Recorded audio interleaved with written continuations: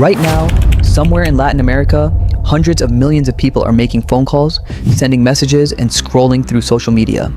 And there is a very good chance, an uncomfortably good chance, that the infrastructure carrying every single one of those communications belongs to one family. Not a government, not a collection of competing companies. One family, their name is Slim. And the patriarch of that family, Carlos Slim Helú, was once not just the richest man in Latin America or the richest man in Mexico. He was, for several years running, the richest human being on the entire planet.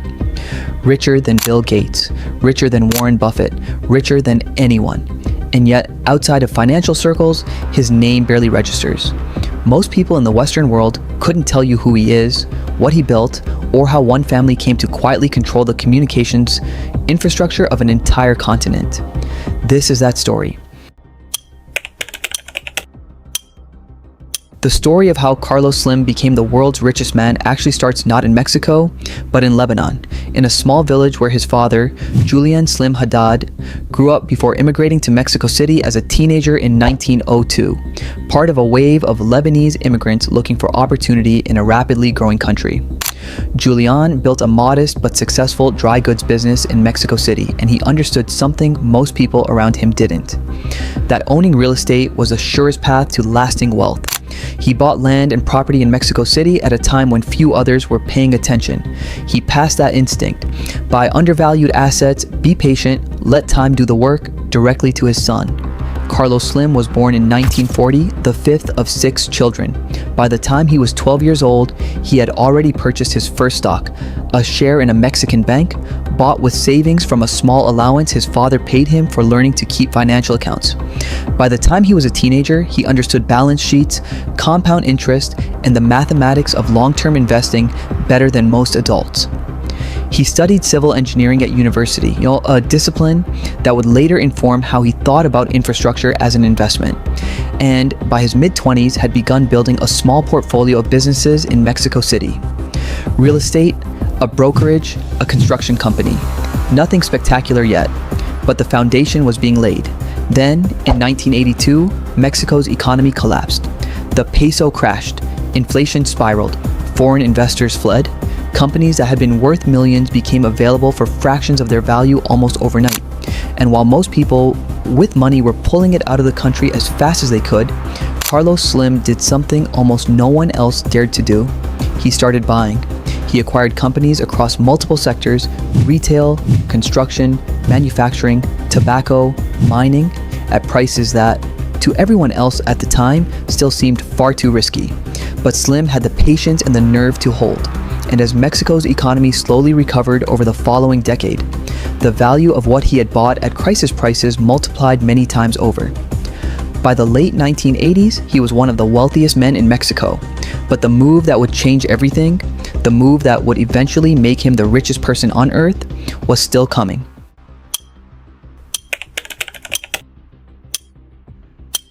In 1990, the Mexican government made a decision that would reshape the country's economy and make Carlos Slim almost incomprehensibly rich. They decided to privatize Telmex, the state-owned telephone company that controlled virtually all of Mexico's landline infrastructure. Every phone line in the country, every telephone exchange, the entire network. Slim, along with 2 foreign partners, made the winning bid. And in doing so, he didn't just buy a company, he bought the backbone of Mexico's entire communication system, at a moment when the world was about to become more dependent on telecommunications than at any point in human history. The timing was extraordinary. The 1990s saw an explosion in mobile phone adoption across Latin America. And because Slim already controlled Mexico's fixed line infrastructure, he was perfectly positioned to expand into mobile. His mobile arm, Telcel, grew rapidly, eventually capturing roughly 70% of Mexico's mobile phone market. That meant that out of every 10 Mexicans using a mobile phone, 7 of them were paying Slim. But Mexico was just the beginning.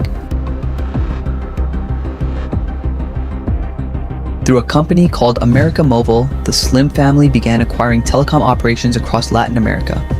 Country by country, network by network, building what eventually became the largest mobile telecommunications company in the Western Hemisphere. At its peak, América Móvil had operations in 18 countries and served well over 250 million subscribers. That is more people than the entire population of Brazil. And the business model that powered all of this was devastatingly simple. Control the infrastructure, and everyone else, competitors, consumers, entire governments, has to come to you. Competitors wanting to offer their own phone services in Mexico had to pay Slim's network to carry their calls. Consumers in markets where Slim's companies dominated had limited choices and faced some of the highest mobile phone rates in the world. The OECD, the Organization for Economic Cooperation and Development, estimated that between 2005 and 2009 alone, Mexicans overpaid for telecommunication services by more than $13 billion a year compared to what they would have paid in a genuinely competitive market. $13 billion every single year for 5 years.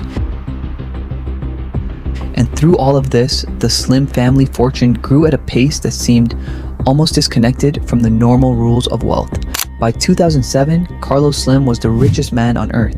By 2010, his personal net worth was equivalent to roughly 6.7% of Mexico's entire GDP, meaning that if you added up everything Mexico produced as a country in a year, more than 1 in every $15 of that belonged to one man.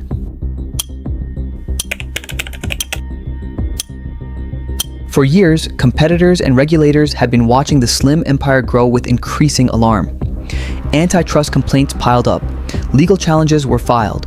Regulatory bodies across multiple countries tried to force América Móvil to share its infrastructure, lower its prices, and make room for genuine competition. And for years, the Slim empire fought back. Through the courts, through injunctions, through appeals, and largely won. The legal machinery of a company with effectively unlimited resources is extremely difficult to move against. Every regulatory action was met with a counteraction. Every ruling was appealed.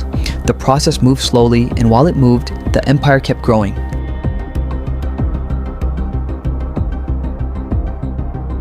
Then, in 2013, something changed. Mexico's president at the time introduced sweeping telecommunications reform legislation, one of the most aggressive antitrust actions any Latin American government had taken against a private company in decades. The new law aimed to strip away the legal protections that had allowed Slim's companies to block competitors for years, create a stronger independent regulator, and force dominant players to share infrastructure on fair terms. The target was obvious to everyone, even if the legislation never mentioned Slim by name. The battle that followed was fierce. América Móvil's shares dropped sharply on the news, at one point losing enough value to push Slim behind Bill Gates on the world's richest list for the first time in years. The company argued publicly that forcing it to share infrastructure it had spent billions building was effectively confiscation, that competitors were being handed the fruits of Slim's investment without having to do the investing themselves. But this time, the government held firm. The legislation passed, and faced with the choice between accepting harsh new restrictions as a dominant player or restructuring to fall below the 50% market share threshold, América Móvil chose to sell off assets, divesting parts of its business to bring its market share down and avoid the most punishing regulatory penalties. It was, by any measure, a significant setback. The first time a government had successfully forced a meaningful structural change on the Slim empire. And yet, in the way that only truly extraordinary fortunes can manage, it barely dented the family's wealth. Even after the divestitures, América Móvil remained the largest telecom company in Latin America, and Carlos Slim's personal fortune kept growing. Meanwhile, behind the business battles, there was a personal loss that no amount of money could address.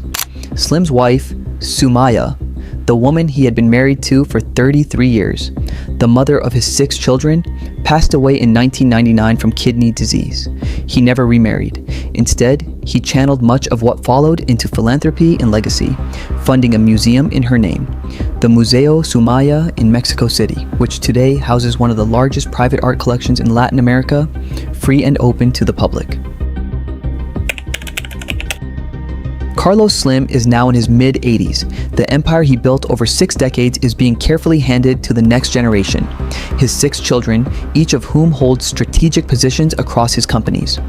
His eldest son, Carlos Slim Domit, now serves as chairman of América Móvil. The transition, unlike so many of the dynasty stories we've covered in this series, appears to have been designed from the beginning. Methodical, structured, deliberately managed. In 2026, Forbes estimates the family fortune at around $125 billion, more than double what it was just 5 years ago. Think about that for a moment. A fortune that was already almost incomprehensible in scale has doubled in 5 years. While most of the world was navigating economic uncertainty, inflation, and instability, the Slim family's wealth grew by tens of billions of dollars, mostly because the infrastructure of communication itself, the thing the modern world cannot function without, remains in their hands. That is the real story of this dynasty.